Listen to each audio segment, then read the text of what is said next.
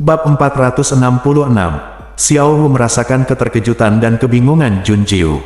Itu mendongak dan melihat grafik teks kecil di sudut kanan bawah kotak dari bawah. Xiao Hu tahu bahwa itu adalah kata untuk penampilan. Nama belakang ibu pemilik adalah Yan. Apakah kotak ini ada hubungannya dengan ibu pemilik? Saat Jun Jiu mendongak, ekspresinya kembali dingin dan tenang. Dia memandang lelaki tua itu dan bertanya, "Kamu hanya ingin membuka kotak ini?" "Ya, temanku, kamu harus melihat bahwa kotak ini tidak memiliki lubang kunci dan tidak ada kunci. Lapisan pada kotak ini adalah sebuah teka-teki, tetapi lelaki tua itu menyelesaikannya. Saya belum bisa memahaminya selama bertahun-tahun. Bagaimana menurut Anda?" Orang tua itu memandang kotak itu tanpa daya, dan kemudian menatap Jun Jiu dengan penuh harap. Mata Jun Jiu sedikit menggelap, dan dia menundukkan kepalanya untuk melihat kotak di tangannya. Kotak kayu mahoni biasa, seukuran telapak tangan dan berbentuk persegi. Pada tutup depan kotak terdapat gambar dengan panjang berbeda-beda yang dapat dipindahkan dan dirakit. Hanya ada ukiran sederhana di tempat lain dan tulisan Yan di pojok kanan bawah. Tai Huang Mansion, sebuah kotak dengan tulisan Yan. Jun Jiu harus memikirkan Yan Mandong. Dia tidak yakin apakah lelaki tua itu mengetahui identitasnya atau apakah seseorang memang ditakdirkan untuk bertanya. Saat ini, Jun Jiu merasa kotak itu menjadi panas saat disentuh. Dia mengembalikan kotak itu kepada lelaki tua itu dengan ekspresi tenang. "Maaf, aku tidak bisa membantumu." Petik 2. Jangan terburu-buru menolak. "Teman kecilku, bisakah kamu mengambilnya kembali dan mempelajarinya? Aku melihat kamu datang ke sini setiap hari, jadi mari buat janji untuk bertemu di sini, oke? Kamu bisa mempelajarinya pelan-pelan, jangan terburu-buru." Reaksi lelaki tua itu bahkan lebih aneh lagi, dan dia tidak sabar untuk mendorongnya ke Jun Jiu seperti kentang panas. Setelah selesai mengisi, dia melambaikan tangannya dan berjalan cepat, tidak seperti orang tua, dia berbalik dan menghilang setelah beberapa pandangan. Mulut Jun Jiu bergerak-gerak, dia menundukkan kepalanya, mengambil kotak itu dan mengguncangnya, tapi tidak mendengar apapun. Sepertinya tidak ada sesuatu yang berat di dalamnya. Xiao Hu berkata saat ini, "Tuan, mengapa saya merasa orang tua ini penipu? Apa yang harus aku lakukan?" Bantu dia membuka kunci kotak itu. Jun Jiu menggelengkan kepalanya, dan dia melemparkan kotak itu ke ruang ring. Melihat ruang cincin, Jun Jiu tidak bisa menahan diri untuk tidak mengerutkan bibirnya dan berkata, "Saya tidak tahu apakah Hu Yue akan memecahkan kunci naga penjara dengan lancar atau tidak. Kunci naga penjara itu merepotkan. Satu-satunya, yang dikunci sebelumnya adalah jalan buntu dan tidak dapat dibuka," kata Xiao Hu. Setelah jeda, Jun Jiu meletakkan tangannya di lengan depan Xiao Hu dan mengangkatnya, menatap langsung ke arahnya. Jun Jiu sedikit mengernyit, "Bagaimana kamu tahu kunci naga penjara?" Wajah Mau bingung, dan pupil matanya juga bingung. Xiao Hu menggelengkan telinganya dan menggelengkan kepalanya. Tiba-tiba hal itu muncul di benaknya, dan ia tidak menyadarinya. Apakah ini kenangan warisan yang dikatakan Mo Yue? Pikiran terhubung, dan Jun Jiu memahami pikiran Xiao Hu. Matanya semakin dalam, "Apalagi yang kamu ketahui tentang kunci penjara naga?" Xiao Hu merasa ekspresi Jun Jiu saat ini agak menakutkan. Ia menyusut kembali, tetapi ternyata dipegang oleh Jun Jiu dan tidak dapat menyusut banyak. Jun Jiu hanya bisa menjawab dengan patuh. Xiao Hu memutar otak dan berpikir lagi, lalu berkata, "Kunci penjara naga awalnya digunakan oleh klan naga kuno untuk menghukum naga yang berdosa. Tapi kemudian dicuri oleh umat manusia dan digunakan untuk menangkap naga penjara naga. Dan kunci penjara naga juga dibagi menjadi beberapa tingkatan. Kunci penjara naga paling kuat dalam legenda dapat mengunci Kaisar Naga." Petik 2. Apa kerugian yang ditimbulkannya? Tanya Jun Jiu. Dalam kasus ringan, tubuh mati. Dalam kasus serius, jiwa hancur. Namun, karena Mo Tiaotiu begitu kuat, tampaknya tidak berdampak banyak. Tapi dia juga akan kehilangan setidaknya 9/10 dari kekuatannya, kan? Xiao Hu menebak dengan tenang. Jun Jiu terdiam. 9/10 kekuatan telah disegel, bagaimana hal ini bisa dikatakan berdampak kecil? Jika itu dia akan membunuh orang dengan pedang dalam hitungan menit. "Angkat pedangmu dan bunuh." Baru saat itulah Jun Jiu menyadari bahwa dia tahu terlalu sedikit tentang Mo Yue. Meskipun rasa ingin tahu membunuh kucing itu, dia harus mengerti bahwa dia menyukai Mo Yue, jika tidak, apa lagi namanya. Tiba-tiba tercerahkan, Junjiu menjentikkan jarinya dan memanggil Leng Yuan. Kesadaran ilahi menyampaikan pesan, Leng Yuan, seberapa besar kemungkinan Wu Yue dapat memecahkan kunci naga penjara. Leng Yuan diam-diam menutupi wajahnya dan mengerang. Mengapa Xiao Wu membiarkannya lolos? Haruskah dia menceritakan semuanya pada Nona Jun sekarang, atau haruskah dia merahasiakan setengahnya? Saat dia sedang berjuang, dia mendengar Junjiu memanggilnya lagi. Leng Yuan menarik napas dalam-dalam dan berkata, tuannya selalu siap, dan dia harus yakin bahwa dia dapat memecahkan kunci naga kali ini. Apakah akan ada bahaya? Petik 2, Nona Jun, jangan khawatir, dengan Yin Han di sini, dia tidak akan membahayakan tuannya. Di antara mereka, jawab Leng Yuan, Yin Han. Leng Yuan terus menjelaskan, Yin Han, seperti saya, adalah jenderal yang paling cakap di bawah pimpinan. Nona Jun akan bertemu Yin Han di masa depan, tetapi tidak ada bedanya apakah patung dingin itu terlihat atau tidak. Nona Jun bisa saja datang padaku jika kamu butuh sesuatu. Jun, teriakan ragu-ragu dan bingung terdengar. Junjiu memutuskan komunikasi spiritual dengan Leng Yuan, dan dia mendongak. Dia melihat Li Yunsu berdiri di bawah atap, menatapnya dengan ekspresi gelisah. Neo gelombang, Xiao Wu melompat ke bahu Junjiu dan berbisik, saingan cinta yang diculik oleh tuannya ada di sini lagi gelombang. Saingan cinta apa yang diculik olehnya? Li Yunsu berjalan menuju Junjiu, dia sepertinya sangat menyukai rok delima, dan dia juga mengenakan gaun merah muda hari ini. Kelihatannya sangat berbeda dari Junjiu. Dia adalah bunga delima yang cerah, cantik dan menawan. Junjiu adalah mawar api yang memikat, dengan keindahan agresif yang membuat sulit untuk berpaling. Li Yunsu mengubah sikap arogannya hari ini. Dia memandang Junjiu sambil tersenyum dan berkata, saudara Dugu selalu sangat sibuk.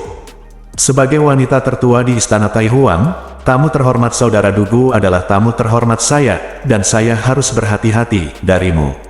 Junjiu mengangkat bibirnya, jadi, saya di sini untuk mengundang Anda untuk berpartisipasi dalam acara perjudian batu di rumah Tai Huang. Anda seharusnya berpartisipasi di dalamnya, bukan? Tapi rumah Tai Huang tidak sebanding dengan 3 perguruan tinggi besar. Jika Anda beruntung, Anda bisa mendapatkan yang kelima batu spiritual tingkat. Dan ada juga lelang yang akan diadakan, kata Li Yunsu. Batu spiritual tingkat 5, Junjiu sedikit tertarik. Kemudian Li Yunsu berkata, apalagi untuk acara perjudian batu di Tai Huang Mansion, kamu hanya perlu membayar biaya masuk sebesar 300 batu spiritual tingkat pertama, dan kamu dapat memilih 10 batu kasar secara gratis. Kamu harus membayar. Ini bagus sekali. Juga, hampir tidak ada batu sisa dalam acara perjudian batu, dan yang terburuk adalah semua batu spiritual. Kamu pasti akan menghasilkan uang. Apakah kamu akan pergi? Pergi. Junjiu setuju. Di sekte dan 10 kerajaan, batu spiritual tingkat kedua jarang terjadi. Di 3 akademi besar, batu spiritual tingkat ketiga jarang ditemukan, dan batu spiritual tingkat keempat sangat langka. Dan ini benar-benar dapat membuka batu spiritual tingkat kelima. Memikirkan formasi 9 transformasi hantu, Junjiu segera memutuskan untuk pergi. Melihat Junjiu setuju, Li Yunsu sangat senang. Dia mengangkat dagunya dengan bangga, dan rok merahnya berubah menjadi lengkungan yang indah. Li Yunsu tersenyum, ayo pergi. Saya punya undangan dan saya akan mengantarmu ke sana. Sepertinya dia punya ide bagus. Petik 2, kata-kata terakhir Li Yunsu hampir berbisik dan tidak ada yang mendengarnya dengan jelas. Di kejauhan, Miao Yuer memperhatikan mereka pergi dengan tatapan berat. Xing Luochen, aku akan membalaskan dendammu. Hong Yao, awasi Pang Jiayue dan jangan biarkan dia memberitahu tuan istana. Iya, Hong Yao menundukkan kepalanya dan memberi hormat, dengan kegembiraan dan kekejaman terpancar di matanya. Junjiu, kamu tidak menyangka aku akan mengeksposmu di sini, kan? Segera, Anda akan menemui akhir yang mengerikan. Bab 467. Li Yunsu adalah wanita tertua Istana Tai Huang dan putri sah pemilik istana. Saat bepergian, ada kereta bulan berkuda 5 untuk menunjukkan jati diri Anda. Kemanapun Anda lewat, semua orang memberi jalan dan memberi hormat.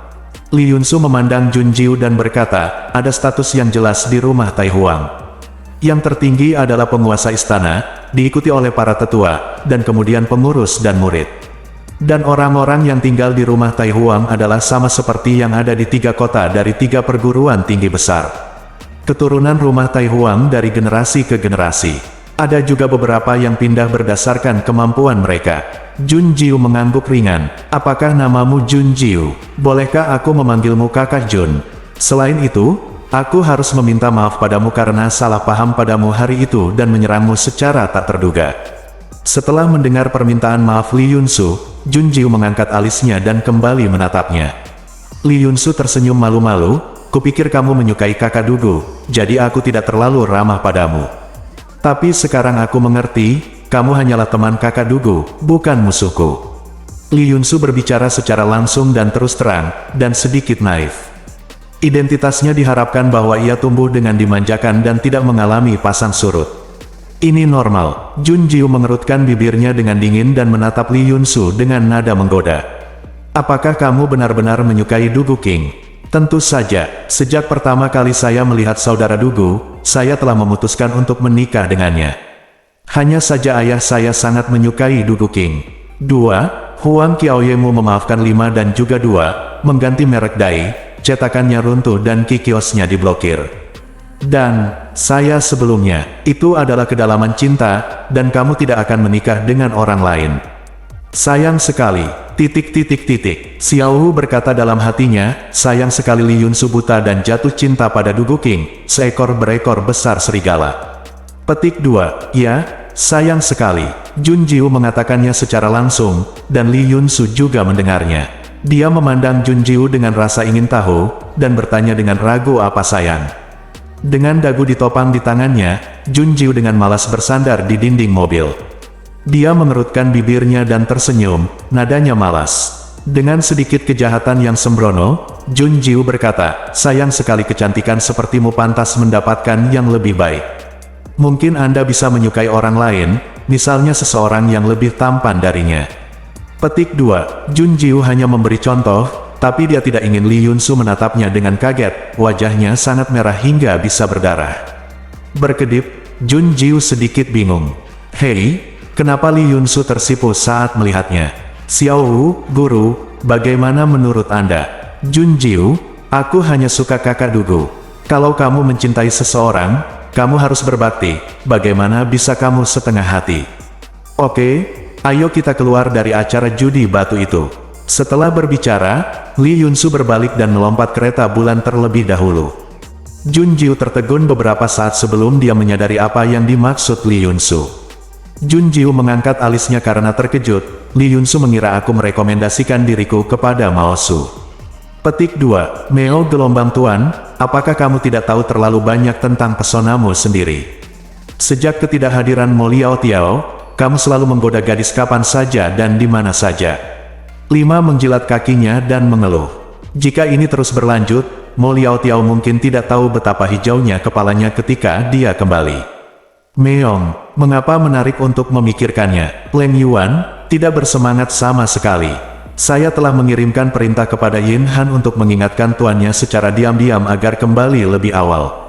Gadis apa yang sedang kamu goda? Bukankah cukup menggoda tuannya? Ki, turun dari kereta bulan dan melihat ke atas untuk melihat halaman yang tinggi.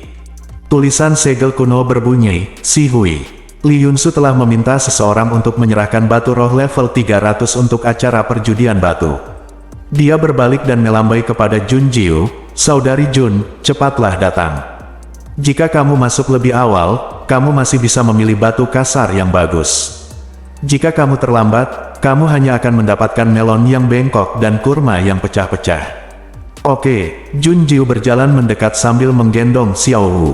Di tengah jalan, semua orang memandang mereka dengan heran dan takjub. Tepatnya, dia melihat ke arah Jun Jiu. Mereka banyak berbicara, siapa gadis cantik ini? Nona Li benar-benar menerimanya secara langsung. Siapa gadis ini? Mengapa istana Tai Huang tidak pernah mendengar tentang orang ini? Mungkinkah dia datang dengan mobil 9 kuda?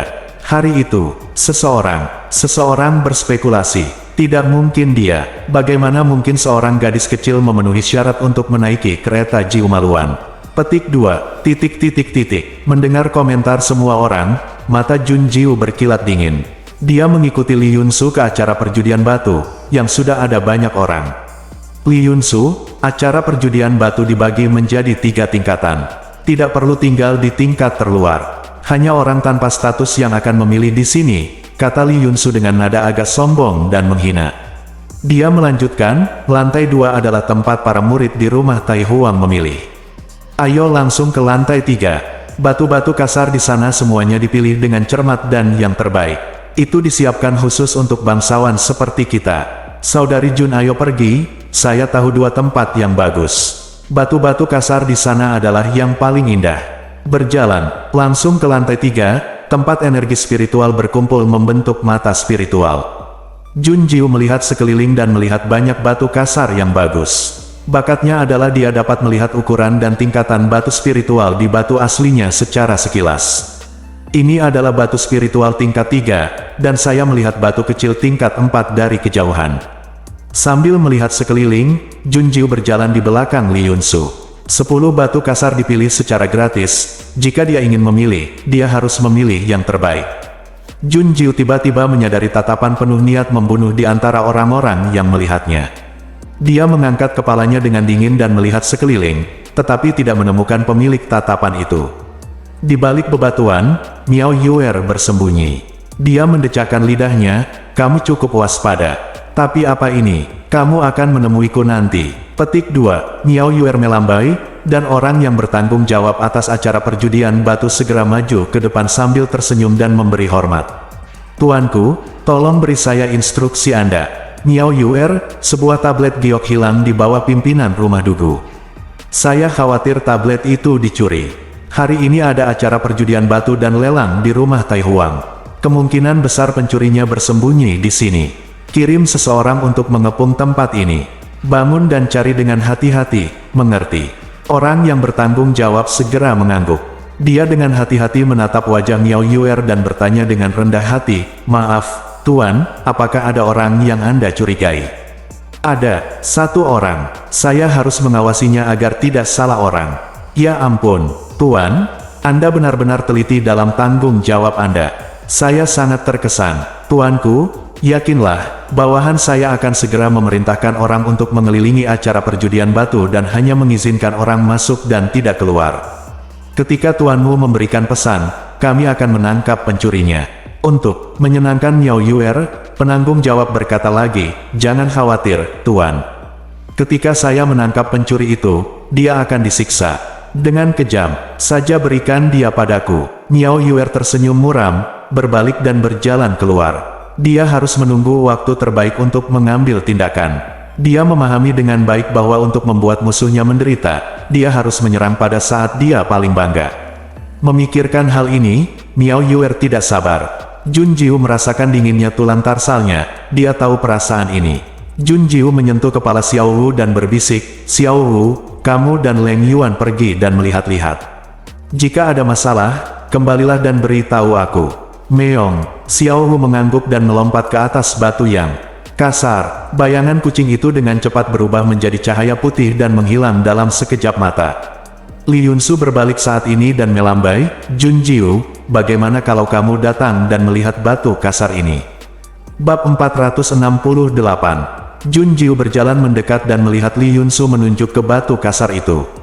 Dengan bentuk silinder yang tinggi, Jun Jiu melihat sekilas batu spiritual tingkat ketiga di batu aslinya. Ukurannya sebesar kepalan tangan dan dapat dipoles untuk menghasilkan 3 batu spiritual tingkat ketiga. Dia mengangguk, ya, kalau begitu aku ingin potongan ini. Bagaimana denganmu? Li Yunsu memandang Jun Jiu dengan rasa ingin tahu. Saudari Jun, bukankah kamu sudah memilih batu kasar yang kamu suka? Hei, ngomong-ngomong, yang itu di sebelahmu mengapa kucing putih itu hilang?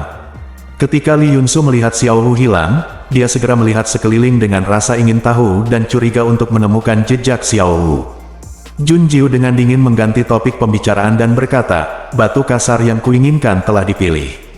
Benar saja, perhatian Li Yunsu segera beralih. Dia mengangkat alisnya, sudahkah kamu memilih semuanya? 10 yang mana? Petik 2. Kemudian, Li Yunsu melihat Jun Jiuruo berjalan santai di halaman, dengan santai memesan 10 batu kasar dengan ukuran dan bentuk berbeda. Melihat pelayan yang menunggu hendak datang dan mengambil batu kasar yang dipilih Jun Jiu, Li Yunsu tersadar dan buru-buru berteriak, "Tunggu!" Dia menghentikan pelayan itu dan memintanya mundur dulu. Li Yunsu memandang Jun Jiu dengan tidak percaya. "Ini yang kamu pilih, saudari Jun. Meskipun batu kasar di lantai 3 tidak buruk, tidak apa-apa bagimu, saudari Jun, untuk bersikap begitu santai." Jun Jiu meringkuknya bibir dan menatapnya. Li Yunsu berdiri sangat dekat dan melihat senyuman sembrono dan sulit diatur di bibir Jun Jiu. Jantung Li Yunsu berdebar kencang seperti drum. Dia tiba-tiba menyesali perkataannya. Apakah akan terlalu belak-belakan dan membuat Kak Jun marah? Jun Jiu mengangkat bibirnya dan berkata, "Aku bukan orang sembarangan. Jadi aku memilihnya, dan itu dia. Apakah kamu yakin?" "Jangan khawatir, yang aku pilih pasti tidak buruk." Dengan senyuman yang sembrono dan flamboyan, kemenangan yang sulit diatur ada di tangan. "Gadis cantik di depanku sungguh mempesona. Kecantikannya membuat Anda takjub, dan bahkan jantung Anda berdebar kencang karenanya." Li Yunsu menarik napas dalam-dalam dan mengalihkan pandangannya dengan susah payah.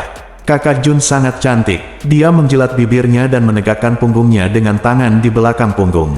Li Yunsu berkata, "Baiklah kalau begitu. Mari kita lihat batunya. Saya harap Anda tidak menyesalinya." Minta pelayan untuk datang dan membawa semua batu kasar itu. Jun Jiu dan Li Yunsu mengikuti mereka ke tempat batu itu dikeluarkan. Tanpa diduga, setelah Jun Jiu melihat teknik penghilangan batu itu, dia berkata, "Aku akan melakukannya." "Kamu ikut." Li Yunsu tertegun. Bukan hanya dia, tapi semua orang di sekitarnya tercengang saat mendengar kata-kata Jun Jiu. Dia menatap Jun Jiu dengan mata terbelalak tak percaya. Apakah dia di sini untuk mengungkap batu itu? Cuma bercanda. Litolisis bukanlah pekerjaan yang bisa dilakukan oleh semua orang. Ada batu spiritual di dalam batu kasar, jadi pemotongannya sangat rumit. Jika tidak berhati-hati, batu spiritual tersebut dapat terpotong-potong dan kualitasnya rusak. Atau lebih buruk lagi, membiarkan kotoran masuk dan berubah menjadi batuan sisa. Jun Jiu tidak menjawabnya, dia berjalan lurus dan berdiri di depan batu kasar pertama, memegang You Guang Yue di tangannya dan mulai mengungkap batu itu. "Hei, Kakak Jun." Melihat dia tidak bisa menghentikan Jun Jiu, Li Yunsu hanya bisa melototkan mulutnya dan tanpa daya berdiri untuk menemani Jun Jiu. Dia juga ingin melihat apa yang sedang dilakukan Jun Jiu. Bisakah dia melarutkan batu? Jawabannya tentu saja, dia akan melakukannya. Jika Xiao Hu ada di sini, dia akan dengan bangga membicarakan pencapaian gemilang Jun Jiu dengan dadanya yang membusung. "Saya teringat ketika saya berjudi di Tiongkok, tidak ada tempat perjudian batu yang mau menerimanya karena reputasinya yang terkenal. Dia tidak punya pilihan selain menerimanya, dan tidak ada yang bisa menjelaskan batu itu kepadanya, berharap Jun Jiu akan mundur." Alhasil, Jun Jiu tahu cara membuka batu sendiri, dan perlahan membukanya satu per satu. Kualitas zamrud dan batu akik yang dibukanya membuat pemilik tempat taruhan batu itu marah seperti biasanya. Dia memarahi Jun Jiu sebagai orang mesum. Menekan ujung jarinya pada batu mentah, You Guang Yue dengan tajam memotong lapisan batu mentah Jun Jiu cukup. Jiu masih sangat merindukan perasaan ini. Meskipun dia bisa melihat apa yang ada di dalamnya, dia menikmati perasaan mengupas cangkangnya dan membiarkan mutiaranya mekar, yang memberinya rasa pencapaian. Semua orang kagum dengan metode pemotongan yang cepat dan akurat. "Aku tidak menyangka Jun Jiu benar-benar bisa mengungkap batu. Gadis kecil itu luar biasa." Segera, batu kasar pertama dibelah dan batu roh dibuka kuncinya. Li Yunsu terkejut, "Itu benar. Itu adalah batu spiritual tingkat 4. Saudari Jun, kamu bisa mendapat untung hanya dengan yang ini." Petik 2. Melihat Jun Jiu membuka batu spiritual tingkat keempat, banyak orang berkumpul di sekelilingnya. Dia melihat batu spiritual tingkat 4 di tangan Jun Jiu dengan kekaguman dan iri hati. Namun, Jun Jiu hanya melihatnya sekilas dan meletakkannya, dan terus melepaskan potongan berikutnya. 1 menyebar ke 10, dan 10 menyebar ke 100. Banyak orang di lantai 3 acara perjudian batu datang untuk melihat Jun Jiu memecahkan batu tersebut. Potongan pertama adalah batu roh level 4. Semua orang masih bisa mengagumi keberuntungan Jun Jiu. Potongan kedua dan potongan ketiga juga. Mata semua orang merah dan mereka gila karena cemburu. Keberuntungan macam apa ini? Cemburu. Ketika potongan keempat, potongan kelima, semuanya adalah batu spiritual tingkat 4. Potongan ke-9 yang terakhir adalah batu spiritual tingkat ketiga, dan semua orang menghela nafas lega. Tampaknya keberuntungan terkadang habis. Hasilnya, batu roh tingkat 3 yang ke-9 itu sebesar anak berusia 3 tahun. Tidak normal. Oh kau, apa-apaan ini? Apakah gadis kecil ini adalah reinkarnasi dari Fua? Ya Tuhan, aku ingin merampok. Aku telah berpartisipasi dalam 8 acara perjudian batu, dan aku belum pernah melihat orang yang begitu beruntung dia meledak. Bahkan sejak festival judi batu diadakan, belum pernah ada seorang pun yang mampu menghasilkan begitu banyak batu spiritual tingkat 4 dalam satu waktu. Mereka semua tidak bisa tidak berpikir bahwa Jun Jiu curang. Tapi batu kasarnya hanya ada di halaman, dan siapapun bisa memetiknya, jadi tidak ada alasan untuk berbuat curang. Selain itu, tidak ada yang bisa melihat apa yang ada di dalam batu kasar tersebut, jadi tidak mungkin untuk menipu. Namun, mereka tidak tahu bahwa Jun Jiu lah yang bisa melihat sekilas menembus bebatuan kasar. Tapi ini tidak disebut curang, tapi curang gelombang-gelombang. Li Yunsu mengepalkan tangannya, bersemangat. Ini potongan ke-10. Batu spiritual kualitas apa yang akan diperoleh dari batu kasar terakhir? Tidak terikat. Saat batu asli tidak terkunci pada intinya, semua orang menjulurkan leher mereka kegirangan dan menatap dengan mata terbelalak. Saya melihat Jun Jiu memegang sedikit air di tangannya dan menuangkannya, membersihkan debu dan cahaya mekar. Energi spiritual murni meluap, dan semua orang merasa segar secara fisik dan mental, dan tidak bisa menahan senyum. Kerumunan itu meledak saat mereka melihat Jun Jiu mengeluarkan batu roh. Itu hanya seukuran kepalan tangan, tapi itu adalah batu spiritual tingkat 5. Jun Jiu telah membuka kunci batu roh tingkat ke-5. Li Yunsu menatap Jun Jiu dengan mata cerah, dia menutup mulutnya karena terkejut. Ya Tuhan. Saudari Jun, kamu luar biasa. Kamu adalah orang pertama yang membuka batu spiritual tingkat 5 di acara perjudian batu ini. Batu spiritual tingkat ke-5, ini seperti perburuan harta karun, sulit dan semua tergantung keberuntungan. Seseorang berteriak, siapa nama gadis ini? Saya bersedia membayar banyak uang untuk mempekerjakannya. Tolong bantu saya memilih batu kasar. Dan, saya akan membayar 2 kali lipat jumlah uang yang dia bayarkan. Semuanya bersorak dan bersemangat, dan semua orang ingin memanfaatkannya, memanfaatkan keberuntungan Jun Jiu. Saya berharap saya juga bisa terlihat putih, bukan gelap. Melihat situasinya akan menjadi tidak terkendali, Li Yunsu mundur ke arah Jun Jiu dan mengangkat tangannya untuk melemparkan 3 anak panah. Anak panah itu membentuk segitiga dan melengkung membentuk penghalang yang menyelimutinya. Baru setelah itu dia memaksa semua orang yang mendekat untuk mundur 5 langkah. Li Yunsu mendengus dingin, saudari Jun adalah tamuku, tolong jangan menyinggung perasaanku. Li Yunsu terdiam setelah dimarahi. Pada saat ini, para penjaga yang tiba-tiba menyerbu masuk menarik perhatian orang-orang, dan teriakan keras mereka dengan jelas menyebar ke seluruh lingkungan. Itu dia, tangkap dia. Bab 469. Para penjaga membubarkan kerumunan dan mengepung Jun Jiu dan Li Yunsu. Tepat ketika Li Yunsu tertegun, pemimpin penjaga memberi hormat kepada Li Yunsu dan berkata, Nona, mohon minggir dan biarkan kami menangkap pencuri ini. Apa? Mata Li Yunsu melebar karena terkejut. Dia mengikuti jari pemimpin penjaga dan melihat Jun Jiu. Jun Jiu mengerutkan bibirnya dengan acuh tak acuh, lekukannya dingin dan menghina. Pada saat ini, Xiao Wu, yang melarikan diri entah kemana, kembali, dengan cepat melompat ke bahu Jun Jiu dan mengeong. Xiao Wu berkata, Tuan, para penjaga ini telah dipersiapkan sejak lama. Leng Yuan dan saya menemukan bahwa seorang wanita memerintahkan orang-orang ini untuk melakukan ini. Dia ingin memfitnah Anda sebagai pencuri, dia. Jun Jiu bertanya. Xiao Wu miao-miao menggelengkan kepalanya. Tak satu pun dari mereka yang pernah melihatnya, mereka benar-benar bertanya-tanya mengapa wanita ini ingin berjuang untuk menjebak Jun Jiu. Jun Jiu memandang orang-orang ini dengan dingin, sementara Li Yunsu dengan marah menanyai mereka. Omong kosong, pencuri macam apa? Kakak Jun adalah tamu yang saya undang. Pemimpin penjaga itu tertegun, dia tidak mengharapkan hal seperti itu. Dia juga menerima perintah, dan ketika Li Yunsu memarahinya, dia tidak tahu harus berbuat apa.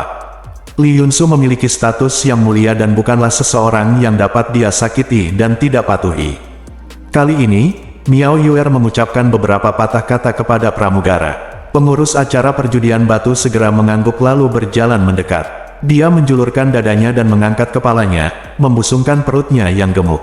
Dia tidak salah. Kenapa kamu masih berdiri di sana? Tangkap pencuri ini secepatnya. Petik 2. Manajer Lee, apa katamu? Lee Yunsu memelototi Manajer Lee.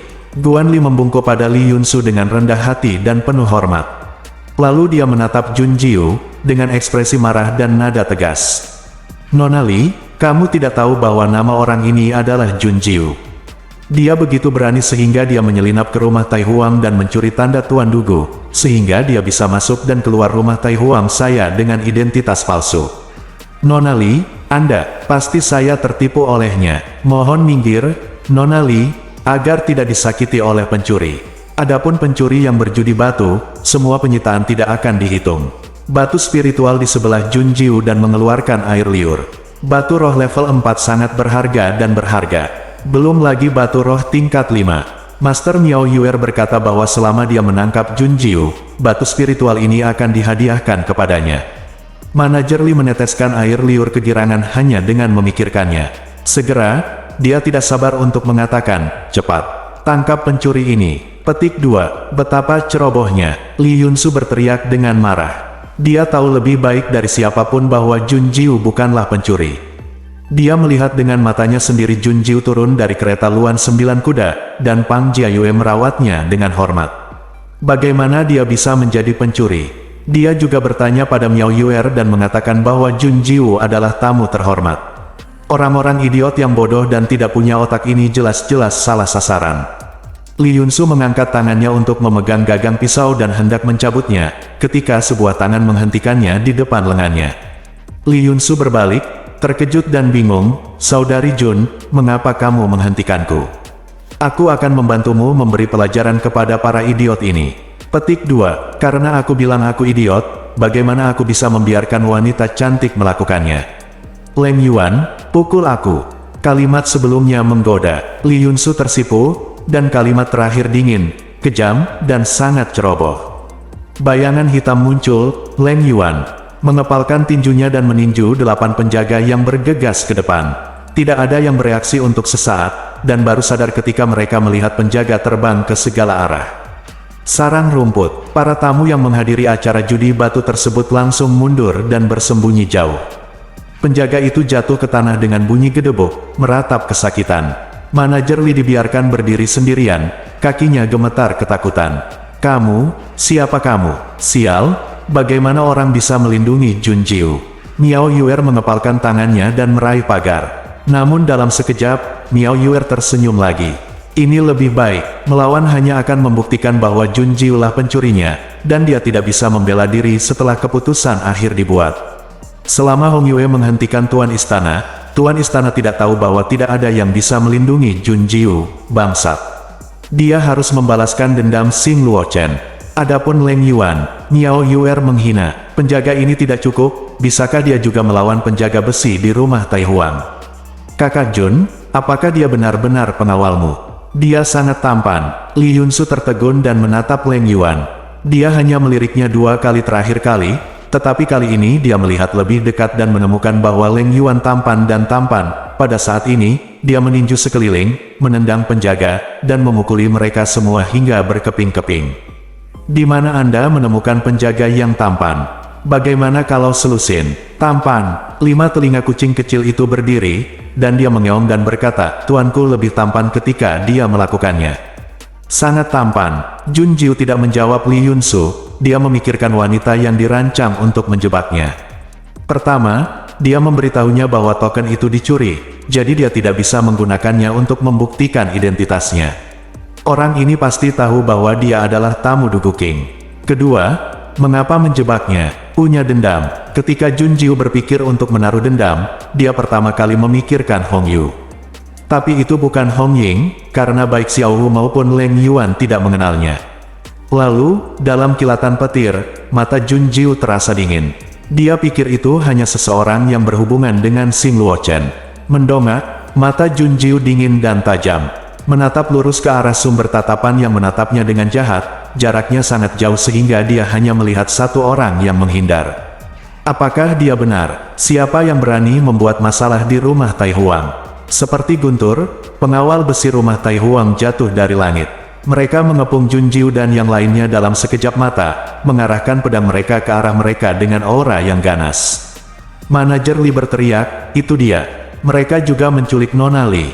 Petik 2, Li Yunsu. Tak tahu malu. Apa maksudmu dia diculik? Saat Li Yunsu hendak menjelaskan, sebuah suara dengan kemarahan tersembunyi menyela, mengejutkan seluruh penonton hingga terdiam.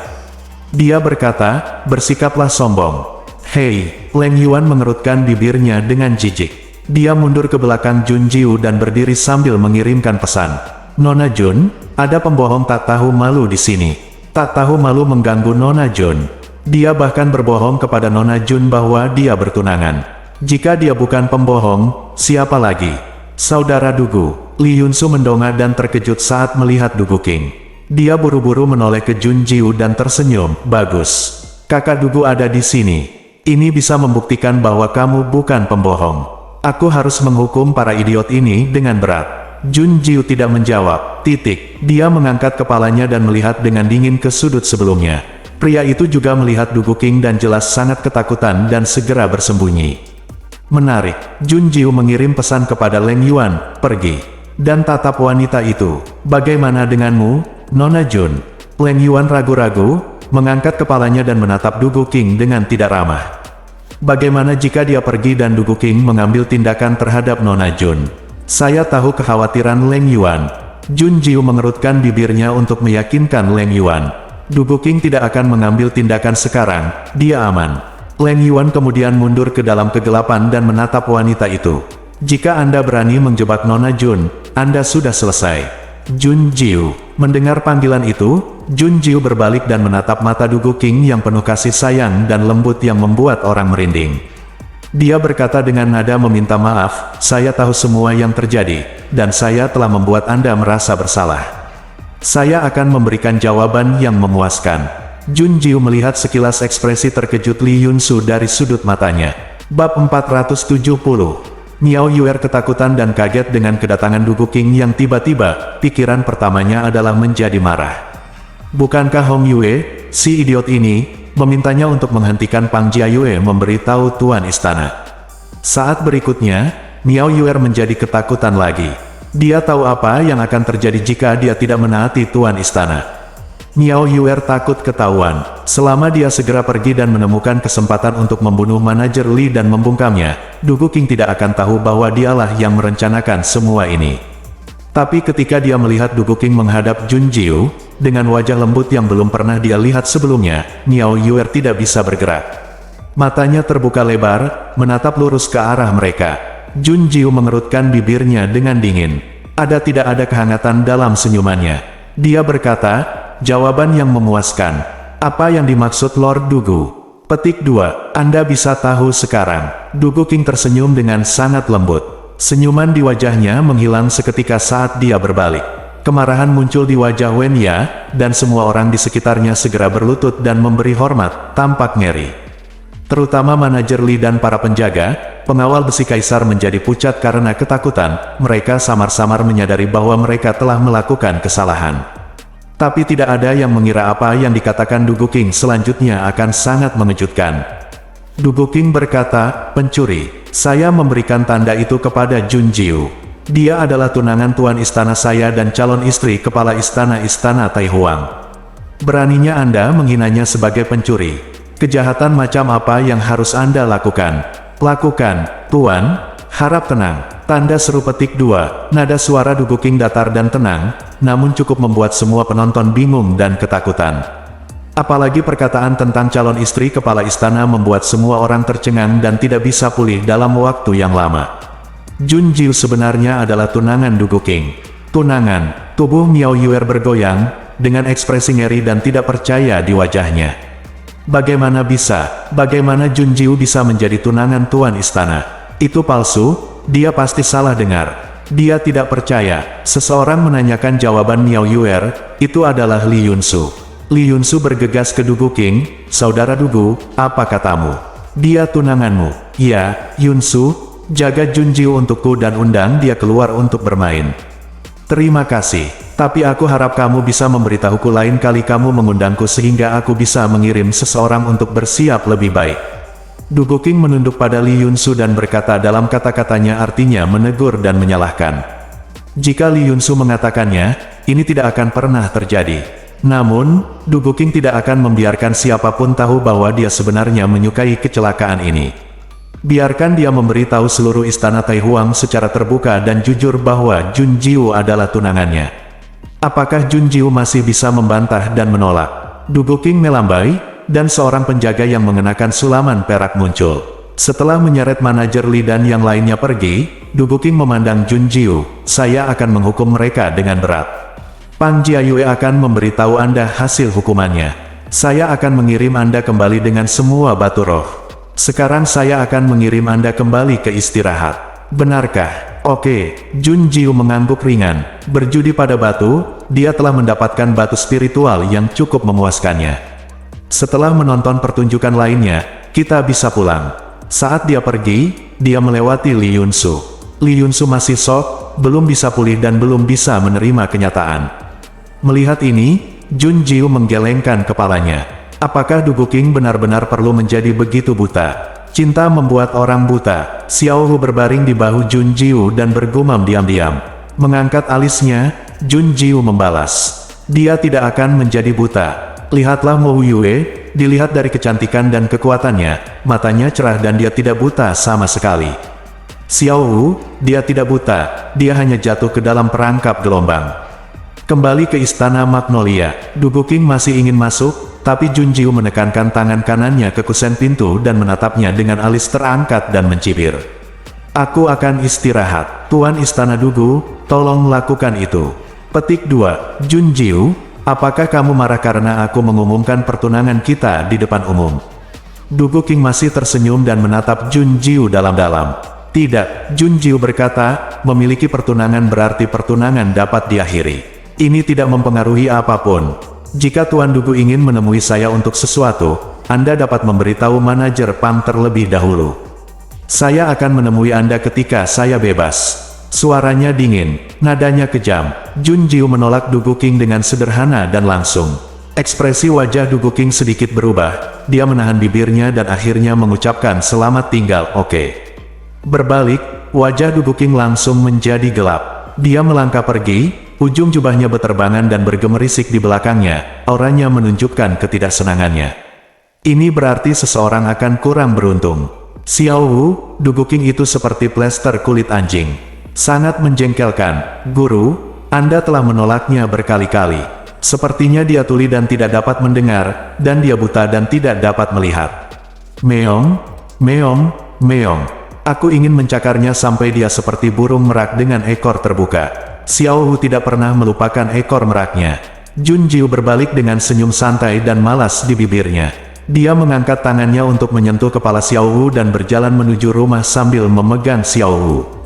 Jun Jiu berkata, tunggu sampai Leng Yuan kembali. Saya ingin tahu siapa yang menjebak saya kali ini. Petik 2, apakah, seperti yang dia duga, ada hubungannya dengan Xing Luochen? Di sisi lain, Leng Yuan mengikuti Miao Yuer kembali ke kompleks istana timur milik Du King, kedudukan pertama kaisar. Leng Yuan mencibir dan menyilangkan tangannya, tentu saja, tebakanku benar. Wanita ini milik Du King. Mungkin Du King lah yang menjebak Nona Jun kali ini. Pahlawan yang baik menyelamatkan kecantikan. Oh, betapa klise. Majikannya begitu berbakat. Panggil para pahlawan untuk menyelamatkan keindahan. Du King, katak itu ingin memakan angsa peri. Dia melihat Miao Yuer memasuki istana Du King. Menyembunyikan jejaknya, Leng Yuan bersembunyi di kegelapan dan memandang dua orang di istana dengan rasa jijik yang dingin. Ketika Miao Yuer mendengar Du King memanggilnya, dia tahu bahwa dia telah ketahuan. Dia berjalan ke istana dan berlutut terlebih dahulu untuk mengakui kesalahannya. Tuan, tolong hukum saya. Du King mencibir, menghukum Anda. Untuk apa saya harus menghukum Anda?